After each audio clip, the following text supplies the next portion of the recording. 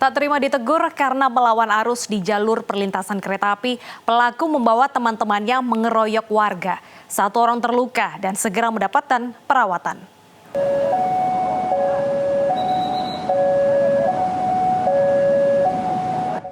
Berawal dari petugas memberhentikan motor yang kedapatan lawan arah di perlintasan kereta api Kiara Condong, adu mulut pun pecah dan berujung kericuhan.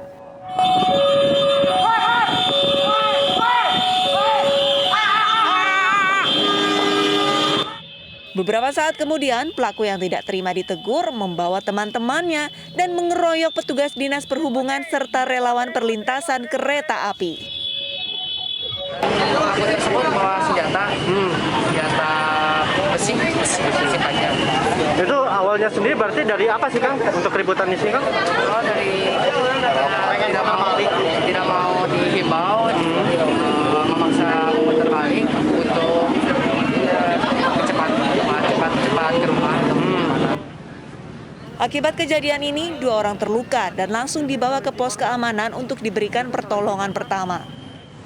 Sementara para pelaku pengeroyokan langsung melarikan diri.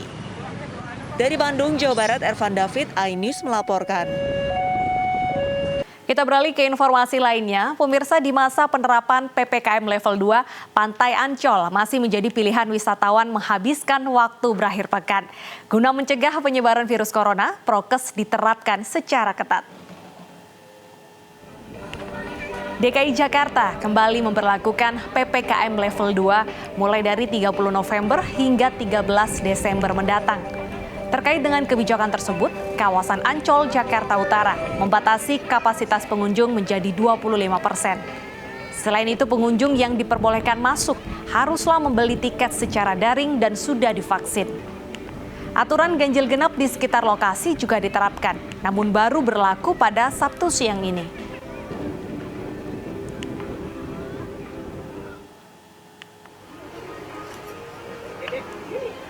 Taman Safari Indonesia di Cisarua, Bogor, Jawa Barat juga masih menjadi pilihan wisatawan menghabiskan akhir pekan. Seiring dengan menurunnya status PPKM di Kabupaten Bogor menjadi level 2, pengelola Taman Safari melakukan sejumlah penyesuaian.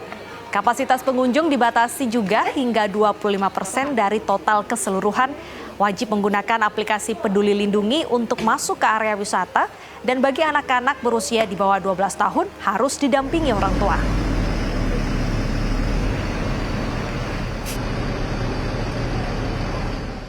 Kan masih PPKM ya Mbak ya, kayaknya kalau Taman Safari kan tempat terbuka dan pasti pakai jarak juga, jadi kita ngerasa aman gitu.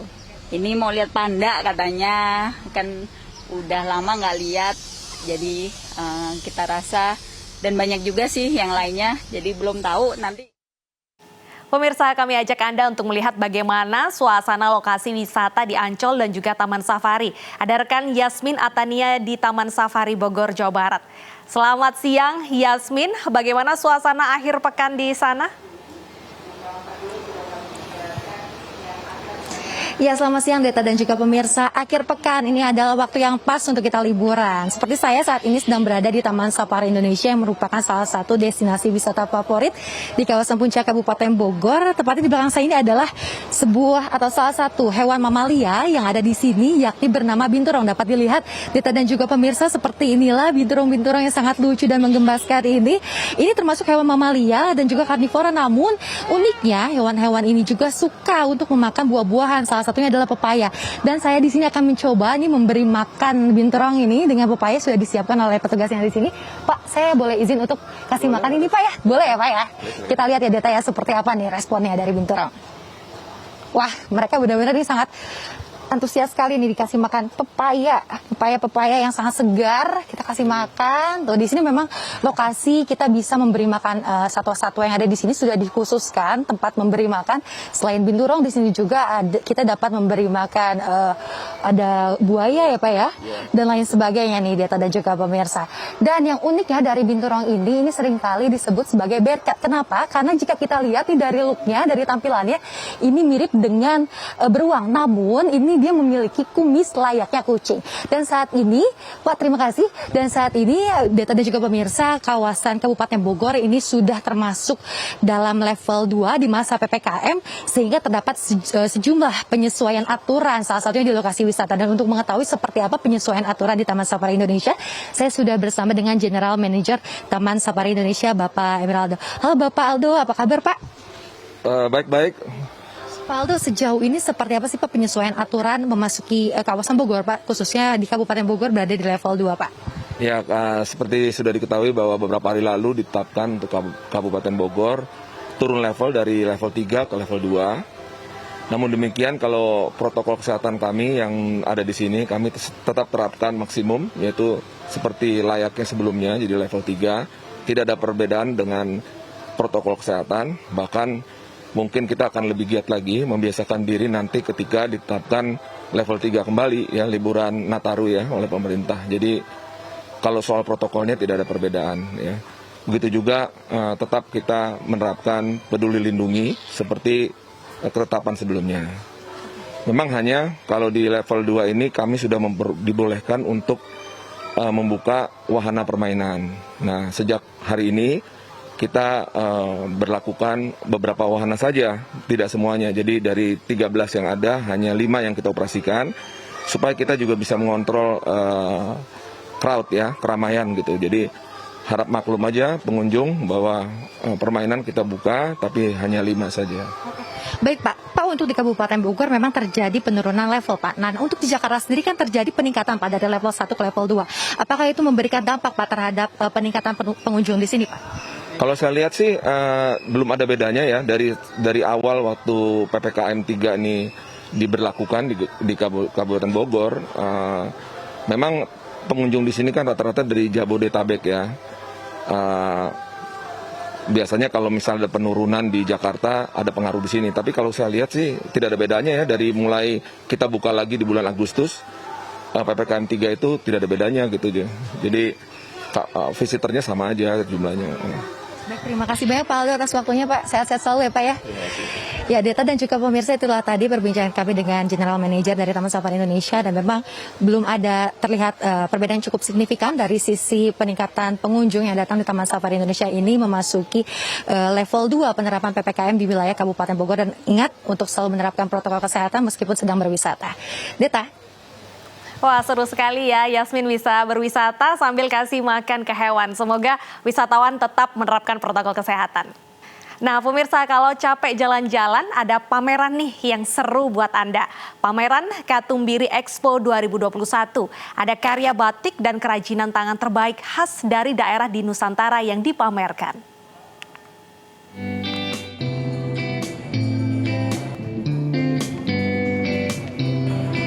Wah, cantiknya ya aneka batik dan kerajinan tangan Nusantara ini. Semua ini ada di Katumbiri Expo di JCC Senayan. Di pameran yang diselenggarakan sampai tanggal 5 Desember ini, mau cari apa saja, ada pastinya. Batik, kerajinan, sampai furniture dari penjuru Nusantara. Harganya pun beragam. Mau yang puluhan ribu ada, puluhan juta pun ada. Menurut saya sih bagus banget karena batik itu kan budaya Nusantara kita. Jadi untuk pagelaran ini orang-orang juga pada ngeliat-liat batik, terus anak-anak muda juga tertarik di sini. Katumbiri Expo 2021 ini diharapkan bisa menjadi pemulihan perekonomian kreatif di tanah air. Pameran ini kami selenggarakan kembali untuk sama-sama mengangkat lagi pembatik-pembatik dari daerah. Bagaimana selama pandemi 2 tahun ini kan kita nggak ada event untuk budaya dan segala macamnya ya. Mungkin tujuannya lebih ke situ sih. Bagaimana mengangkat pengrajin-pengrajin di daerah juga yang selama ini juga mungkin udah tertutup ya gitu. Bagaimana mereka juga menjual karya mereka apa segala macam gitu sih. Tentu saja, para pelaku ekonomi kreatif menyambut gembira Katumbiri Expo 2021 karena menjadi angin segar bagi usaha mereka. Pembeli itu lebih puas kalau memegang langsung, menyentuh, melihat warnanya gitu. Dan jadi ini kami sangat menyambut baik acara ini, dan tentu saja kami juga tetap harus waspada dengan COVID yang belum sepenuhnya selesai, jadi semua pengunjung juga harus mematuhi protokol kesehatan, kami pun juga harus mematuhi, jadi untuk kenyamanan bersama agar acaranya juga berlangsung nyaman. Nah, Anda yang ingin berkunjung tidak dipungut biaya alias gratis. Tapi jangan lupa tetap patuhi protokol kesehatan selama menikmati pameran ya. Dari Jakarta, Nata Arman, Jemi Jasin, Alfian, iNews melaporkan. Kita beralih ke informasi dari Depok, Jawa Barat. Guna mengurai kemacetan yang kerap terjadi, Polres Metro Depok menggelar uji coba ganjil genap akhir pekan. Aturan ini diperuntukkan kendaraan roda 4, tidak berlaku untuk kendaraan khusus seperti ambulans. Hari ini, Polres Metro Depok melakukan uji coba penerapan ganjil genap di Jalan Margonda Raya, Kota Depok, Jawa Barat. Uji coba yang diterapkan mulai dari simpang Ramanda hingga flyover Universitas Indonesia digelar pada hari ini dan besok mulai pukul 12 siang hingga 6 sore. Rencananya aturan ganjil genap akan dilakukan hanya pada akhir pekan dan diberlakukan untuk kendaraan roda 4.